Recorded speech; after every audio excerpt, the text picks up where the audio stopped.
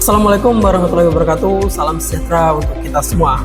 Perkenalkan, saya Farsanudin Hikmatyar, dosen pada program studi Perlindungan dan Pemberdayaan Sosial Politeknik Kesejahteraan Sosial Bandung. Pada kesempatan ini, saya ingin menyampaikan deskripsi pengajaran salah satu mata kuliah yang saya ampu, yaitu Sosiologi untuk Pekerjaan Sosial, sebagai bagian dari pernyataan diri dosen dalam unjuk kerja Tridharma Perguruan Tinggi PDD UKT PT. Untuk aspek pengajaran sesuai dengan ketentuan sertifikasi dosen tahun 2025. Mata kuliah Sosiologi untuk Pekerjaan Sosial merupakan mata kuliah wajib yang diberikan kepada semester 1 program studi Perlindungan dan Pemberdayaan Sosial. Mata kuliah ini memiliki bobot 3 SKS dan disampaikan menggunakan bahasa Indonesia sebagai bahasa pengantar. Tujuan utama mata kuliah ini adalah membekali mahasiswa dengan pengetahuan dasar dan cara berpikir sosiologis yang diperlukan dalam membaca dan memahami realitas sosial, khususnya yang menjadi objek intervensi dalam pekerjaan sosial. Mahasiswa diarahkan untuk tidak hanya memahami teori, tetapi juga mampu menganalisis fenomena sosial, menyusun refleksi kritis, dan merancang strategi intervensi yang kontekstual dan berbasis masyarakat. Pada konteks capaian pembelajaran, mata kuliah ini mendukung beberapa CPL program studi, di antaranya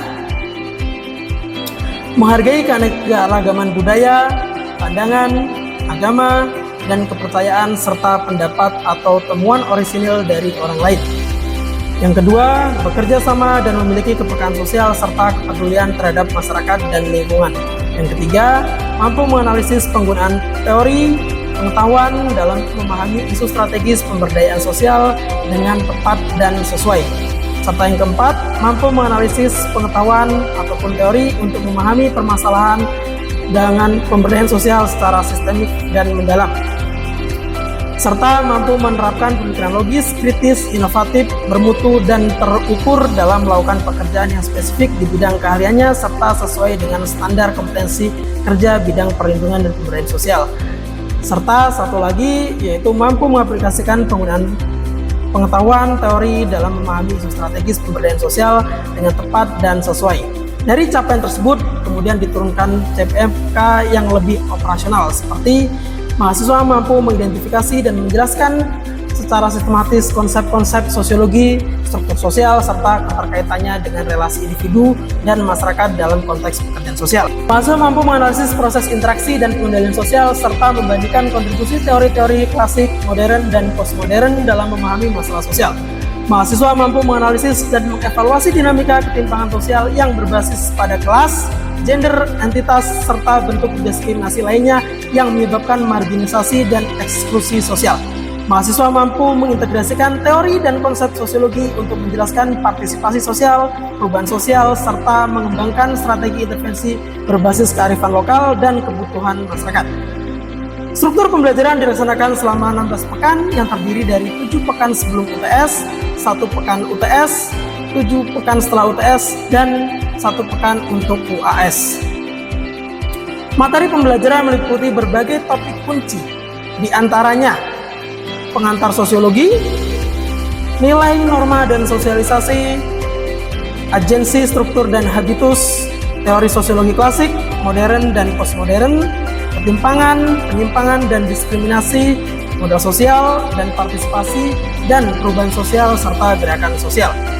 Setiap pokok bahasan dirancang untuk mengembangkan pemahaman konseptual, keterampilan analitis mahasiswa dalam menghadapi kompleksitas permasalahan sosial di lapangan dalam konteks perlindungan dan pemberdayaan sosial, baik melalui pertemuan tatap muka di kelas maupun melalui konferensi video, serta melalui asinkronus menggunakan platform Google Classroom, diskusi grup WhatsApp, dan penugasan individu ataupun kelompok. Interaksi pembelajaran difokuskan pada keterlibatan aktif mahasiswa melalui diskusi kelompok, analisis studi kasus, refleksi individu, serta praktik sosial yang terintegrasi dengan konteks lokal. Mahasiswa juga diarahkan untuk mengerjakan proyek sosial berbasis komunitas yang relevan dengan nilai-nilai keadilan sosial, keberagaman budaya, dan pemberdayaan kelompok rentan. Evaluasi pembelajaran dalam mata kuliah ini dilakukan melalui berbagai bentuk penilaian dan bobot yang meliputi kuis dan partisipasi kehadiran sebesar 10%, tugas dan penugasan terstruktur sebesar 25%, UTS 30%, dan UAS 35%. Publik penilaian digunakan untuk menilai aspek ketepatan konsep, kedalaman analisis, dan orisinalitas pemikiran mahasiswa. Referensi utama dari mata kuliah ini mencakup buku-buku teori sosiologi dan jurnal-jurnal terkini. Demikian narasi pengantar mata kuliah sosiologi untuk pekerjaan sosial sebagai bagian dari unjuk kerja pengajaran saya dalam proses sertifikasi dosen tahun 2025. Saya percaya dengan pendekatan pembelajaran yang partisipatif, reflektif, dan kontekstual, mahasiswa akan mampu menjadi pekerja sosial yang kritis, empatik, dan adaptif terhadap realitas masyarakat. Berikutnya adalah cuplikan singkat dari proses pembelajaran yang telah saya laksanakan secara sinkronus di ruang kelas. Selamat menyaksikan, terima kasih. Assalamualaikum warahmatullahi wabarakatuh. Waalaikumsalam. Selamat siang teman-teman semua. Salam sejahtera untuk kita semua. Semoga teman-teman di siang hari ini tetap sehat dan semangat untuk mengikuti perkuliahan pada siang hari ini. Ini jam-jamnya ngantuk sebenarnya ya. Tapi semoga tetap siap untuk menghadapi perkuliahan siang hari ini. Oke, teman-teman, hari ini kita bertemu lagi di mata kuliah sosiologi untuk pekerjaan sosial dengan topik bahasan relasi individu dan struktur sosial. Khususnya kita akan melihat bagaimana agensi, struktur, dan habitus itu mempengaruhi bagaimana hubungan antara individu dan struktur sosial. Nah, sebelum kita mulai, saya ingin menyampaikan bahwa tujuan pembelajaran pada pertemuan kali ini adalah yang pertama, mahasiswa diharapkan mampu menjelaskan relasi antara individu dan struktur sosial secara konseptual. Jadi, bagaimana sih hubungan antara individu dan struktur sosialnya? Siapa yang memberikan pengaruh, gitu ya? Siapa yang hubungannya lebih kuat? Kemudian yang kedua, kita akan belajar tentang bagaimana memahami konsep agensi, struktur, dan habitus serta keterkaitannya. Jadi kita akan lihat setelah kita memahami secara bersama bagaimana hubungan antara individu dan struktur sosialnya, kita akan melihat keterkaitannya. Dan yang ketiga, kita akan menganalisis dinamika relasi agensi, struktur, dan dalam konteks pekerjaan sosial. Oke, teman-teman, sebelum kita mulai, saya ingin terlebih dahulu bertanya kepada teman-teman bahwa mengapa orang miskin sering disalahkan atas kemiskinannya? Yang pertama, apakah karena pilihan individu itu, atau yang kedua karena sistem sosial yang tidak adil? Ada yang mau berpendapat? Saya, Pak. Oke, silakan. Nah, kalau menurut saya, Pak, untuk kemiskinan itu di poin nomor 2, itu karena sistem sosial yang tidak adil. Karena kalau dilihat di tempat asal saya, itu kalau mau dibandingkan dengan kondisi terkhususnya di Bandung itu jauh beda, Pak. Dan di sana itu berpikiran kalau itu normal saja. Menurut saya itu sistem sosialnya yang tidak adil. Oke, kemiskinan disebabkan karena sistem sosial yang tidak adil. Ada lagi? Yang sebaliknya? Sependapat, Pak. Oke, seberpendapat. Oke. Kalau kamu gimana? Kalau aku mungkin yang disampaikan sama sebelumnya mungkin benar, tapi ada juga yang karena kemiskinan akibat pilihan individunya yang mungkin individu itu memilih untuk misalnya yang harusnya belajar sampai tinggi gitu agar dapat bisa bekerja dengan layak, itu malah malas-malasan. Jadi itu pilihan diri individunya sendiri. Oke, ya, ada berpendapat bahwa kemiskinan itu karena pilihan individu atau karena dia malas sehingga dia miskin. Atau ada juga yang berpendapat bahwa kemiskinan itu karena ketimpangan struktur sosial. Nah, mari kita lihat bersama. Pada dasarnya, dua pendapat itu merupakan dua kutub yang saling bertentangan dan sudah menjadi perdebatan sejak dari teori sosiologi klasik sampai kepada teori sosiologi postmodern. Nah, untuk memahami bagaimana relasi kedua hal ini tadi antara pilihan agensi atau karena bentukan struktur, kita perlu untuk memahami terlebih dahulu apa itu agensi dan apa itu struktur. Kita akan mulai dari agensi. Agensi itu adalah kapasitas individu untuk bertindak secara sadar dan membuat pilihan untuk mempengaruhi dunianya dalam batas-batas struktur yang ada. Sifatnya apa? Dia aktif, ya, reflektif, namun tidak serta-merta bebas. Ya, jadi seseorang tadi meskipun dia memiliki pilihan-pilihan, tapi ada struktur yang membatasinya. Jadi dia tidak serta-merta bebas sebebas-bebasnya, tapi ada batasan-batasan struktur. Nah, disinilah yang menjadi sebuah catatan dari sebuah agensi, bahwa agensi muncul di dalam ruang sempit antara kebebasan dan kreativitas. Mungkin ada fenomena seperti Kalimasada atau Timothy Ronald yang dia katanya miskin dulu, terus dia tiba-tiba menjadi sangat kaya. Itu karena ada apa? Ada faktor X bernama kreativitas. Nah, di dalam kreativitas itulah yang nanti kita akan lihat di dalam konteks habitus. Tapi sebelum itu kita akan lanjut yang kedua dengan struktur sosial.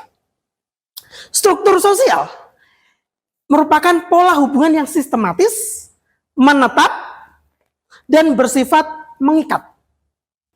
Misalnya dengan teman-teman, kalau ditanya, arah masjid ke arah mana? Teman-teman jawabnya gimana?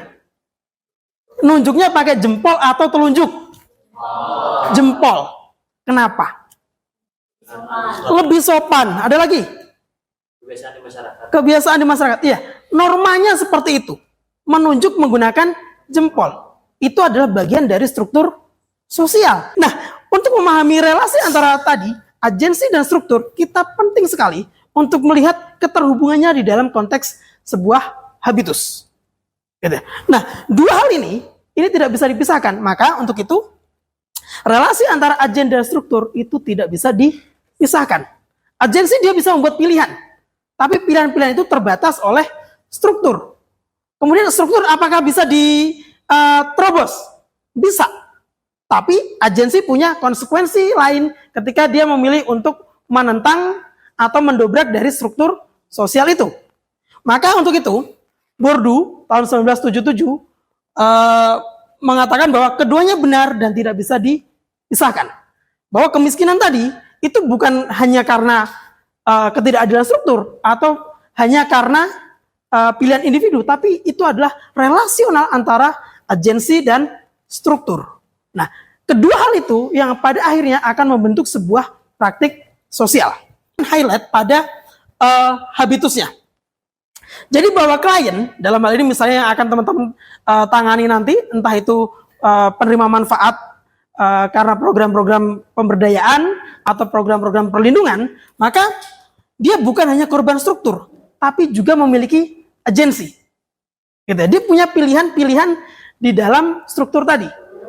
Pada kali ini kita akan berfokus pada bagaimana klien itu bukan hanya korban dari struktur, tapi juga karena pilihannya. Data terbaru, teman-teman kalau kemarin mencermati ada berita bahwa 500.000 penerima bantuan sosial itu menggunakan uangnya atau bantuannya untuk judi online. Nah, disitulah agensi bermain. Ya, jadi kebebasan si agensi tadi, si penerima manfaat tadi, si KPM tadi, digunakan untuk pada ruang kreativitas bermain judi. Nah, disitulah batasan kenapa misalnya tadi disebutkan bahwa agensi ini punya pilihan kok Pak sebenarnya, tapi dia memilih untuk bermalas-malasan atau bermilih menggunakan uang tadi untuk bermain judi. Jadi kita bisa melihat bahwa di sini relasi antara agensi dan struktur itu bisa kita kendalikan sebenarnya. Nah, jadi agensi dia tidak sepenuhnya dipengaruhi oleh struktur karena dia punya pilihan-pilihan di dalam batasan struktur tadi, gitu ya. Nah, memahami relasi ini sangat penting khususnya untuk calon-calon para pekerja sosial. Khususnya untuk yang pertama adalah klien seringkali dianggap sebagai seseorang yang bermasalah. Tapi kita tidak melihat bahwa struktur ini juga memiliki kontribusi dalam hal mengekang pilihan mereka. Gitu. Jadi kita harus menempatkan antara agensi dan struktur itu bertindak dalam ruang yang sama. Dan di mana si KPM ini dia berada di tengah ini, di dalam batasan si struktur dan di dalam pilihan-pilihan si agensi. Gitu ya. Nah, sehingga pekerja sosial ini dituntut untuk memahami bahwa tindakan individu tidak pernah terlepas dari kondisi sosial, budaya, dan ekonomi di dalam pilihan-pilihan si KPM. Gitu. Nah, ketika memahami ini kita bisa menempatkan seperti apa yang harus kita lakukan sebagai seorang pekerja sosial. Habitus itu bisa kita artikan sebagai sebuah kecenderungan yang terbentuk dari pengalaman hidup dan sosialisasi. Jadi habitus itu tidak tiba-tiba muncul. Habitus adalah kecenderungan yang muncul, yang tercipta akibat sosialisasi. Di mana disosialisasikannya? Bisa di keluarga, bisa di sekolah, di lingkungan, dan di arena tempat kita belajar, tempat kita bermain, atau tempat kita bekerja. Itu adalah habitus. Sehingga habitus ini membentuk cara berpikir kita, cara bertindak kita, cara bersikap kita, dan pada akhirnya tanpa kita sadari, dia membentuk perilaku keseharian kita. Itu adalah habitus. Habitus itu berbeda dengan habit. Tapi habit itu membentuk sebuah habitus. Misalnya sebagai mahasiswa nih, kan jauh nih, kebanyakan perantauan ya. Nah, ketika teman-teman biasanya pagi, sarapan nggak? Tadi pagi sarapan nggak? Sarapan. Ada yang nggak sarapan? Dalam rangka menghemat atau karena kebiasaan? Nah, ketika teman-teman memilih untuk tidak sarapan karena kebiasaan, dan itu sudah tanpa teman-teman sadari, jam 7 belum lapar, gitu ya, atau jam 8 belum lapar, itu sudah terjadi sebuah internalisasi dari hasil sosialisasi kepada tubuh teman-teman. Sehingga itu terbentuk sebagai sebuah habitus. Gitu ya. Nah, itu adalah habitus. Berbeda dengan habit. Tapi habit itu akan membentuk sebuah habitus. Nah, habitus yang telah begitu kuat, tertanam serta mengendap dan mengkristal dalam diri seseorang sebagai seorang individu, maka dia menjadi sebuah heksis. Contohnya heksis apa? Jadi habitus ini bukan hanya pada ranah sosial, tapi dia sudah sampai kepada nature kita. Secara alamiah tubuh kita akan merespon dari habitus itu.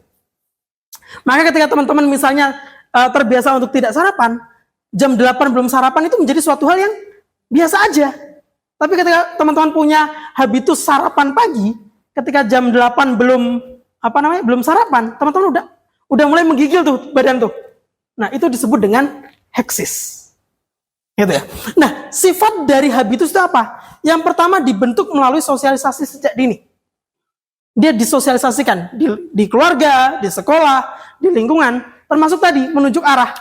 Ketika teman-teman menunjuk arah, misalnya ke arah mana masjid, ke sana. Teman-teman diingetin tuh sama orang tua, jangan pakai telunjuk, pakai jempol biar sopan. Nah, itu terbentuk akhirnya. Sehingga ketika teman-teman sekarang mau nunjuk pakai telunjuk, itu dirasa, kayaknya nggak sopan deh, maka pakai jempol. Dan itu sudah terinternalisasi dalam diri teman-teman. Sehingga ketika tidak menunjuk dengan jempol, maka akan merasa kurang atau salah. Nah, itu menjadi sebuah habitus yang diperoleh melalui jalan sosialisasi. Bersifat otomatis dan bawah sadar. Refleks aja teman-teman pada akhirnya. Masjid arah mana? Ke sana. Refleks aja. Nggak sempat berpikir dulu teman-teman. Jempol atau telunjuk ya? Nggak ada momen itu. Waktu untuk itu udah nggak ada. Karena dia sudah bersifat otomatis dan berada di alam bawah sadar. Itu habitus. Selain itu, habitus itu juga mengarahkan preferensi, gaya hidup, selera, dan persepsi. Ya, gaya hidup, persepsi, itu dipengaruhi oleh habitus. Misalnya, ada yang dari Indonesia bagian tengah atau timur? Di sini ada? Oke. Untuk teman-teman yang dari Indonesia bagian tengah atau timur, mohon maaf sebelumnya. Kalau makan pisang goreng pakai sambal atau tidak? Wajib pakai sambal. Makan pisang goreng wajib pakai sambal. Oke, untuk teman-teman dari Bandung dan sekitarnya? Tidak. Nah, pisang goreng manis, bukan pedas, gitu ya? Atau pedas manis, gitu ya? Kan bukan seperti itu. Nah, preferensi tadi, soal selera tadi, itu dibentuk oleh habitus. Kenapa kok bisa makan pisang goreng pakai sambal? Karena sejak kecil dikasih pisang goreng pakai sambal. Sementara di sini, kalau makan pisang goreng ya manis. Pisang goreng kok pakai sambal. Itu terkesan aneh, gitu ya? Nah, itulah habitus, direproduksi terus menerus, gitu ya.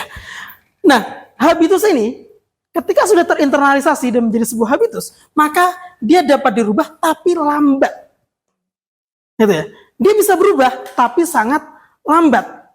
Nah, cara merubahnya yang paling cepat dan efektif, kalau sekarang misalnya makanya ada boarding school misalnya.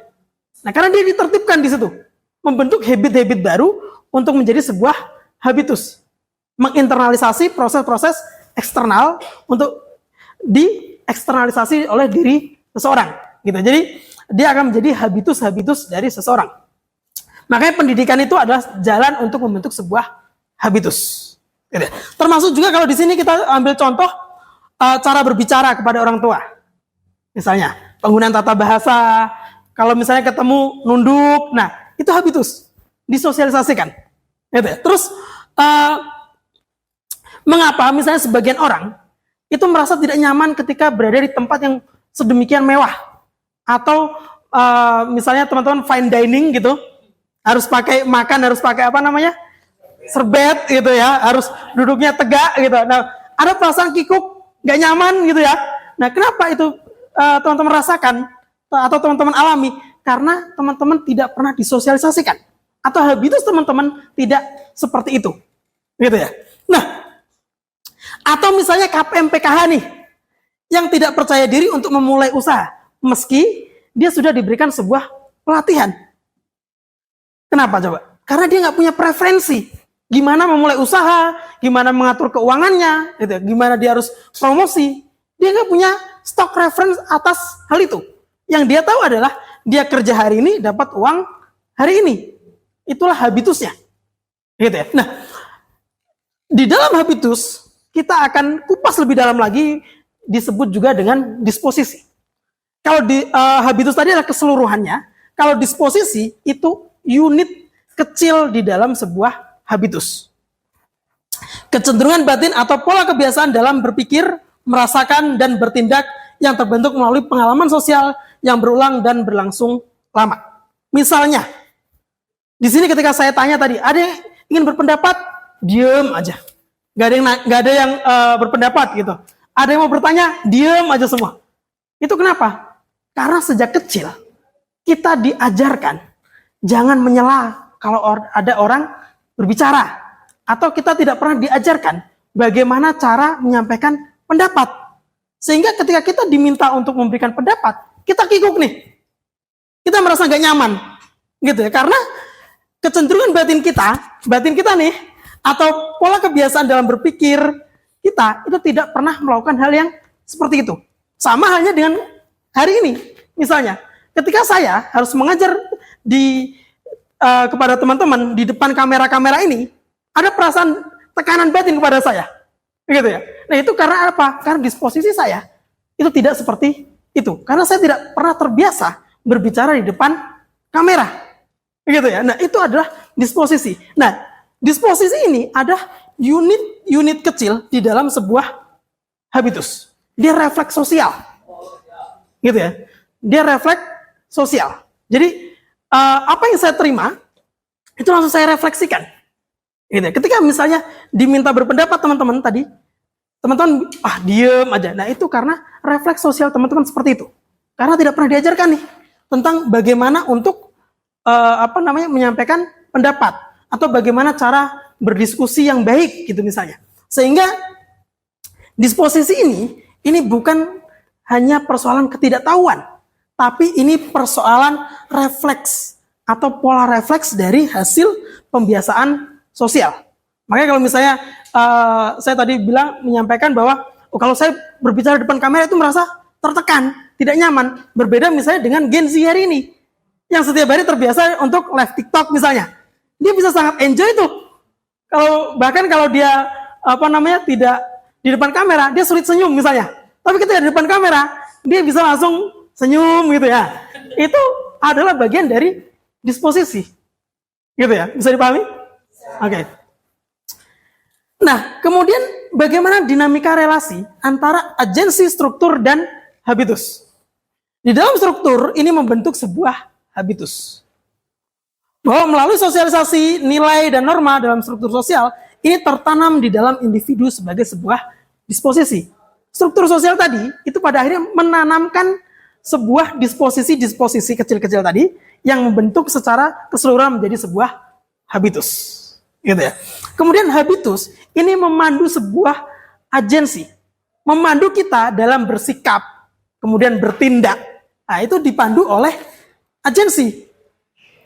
Nah, habitus ini pada akhirnya dia akan membentuk sebuah preferensi kita, selera kita, termasuk pilihan-pilihan kita, itu seolah-olah dalam tanda kutip itu adalah pilihan pribadi kita secara sadar dan rasional. Padahal pilihan-pilihan yang kita lakukan tadi adalah hasil dari sebuah pengaruh struktur sosial. Gitu ya. Jadi tanpa kita sadari, ini praktik yang kita lakukan itu seolah-olah adalah pilihan pribadi. Gitu ya. Nah, agensi bisa memperkuat atau menantang sebuah struktur. Di dalam pilihan-pilihan yang terbatas tadi, kita punya kemampuan untuk memilih. Jadi kita tidak semata-mata ketika ada struktur sosial yang begitu, kayaknya nggak mungkin deh kita keluar dari garis kemiskinan. Ada KPM menyatakan demikian. Oh, ada momen-momen itu gitu ya. Ada cara untuk melakukan itu karena agensi dia tetap punya pilihan-pilihan untuk tindakannya. Jadi tidak semata-mata bahwa agensi ini dipengaruhi oleh struktur sosial. Ada ruang kebebasan dan ada ruang kreativitas di dalamnya dari setiap agensi atau dari setiap KPM tadi, gitu ya. Oke. Nah, implikasi dalam pekerjaan sosial bahwa memahami habitus klien ini penting karena klien bukan malas atau tidak mau berubah, tapi terjebak dalam sebuah habitus yang membatasi cara berpikirnya. Ya, jadi si klien ini atau si KPM PKH kita ambil contoh, dia bukan karena malas atau tidak mau berubah, tapi dia nggak punya preferensi untuk berubahnya seperti apa. Kalau saya sebutnya adalah dia nggak punya imajinasi, gitu ya. Atau misalnya ini adalah kemiskinan imajinasi. Dia nggak bisa membayangkan kehidupan dia di luar kehidupan dia yang sekarang. Ya, kenapa misalnya di sini ada yang punya pacar? Nggak ada semua jomblo semua nih? Oke.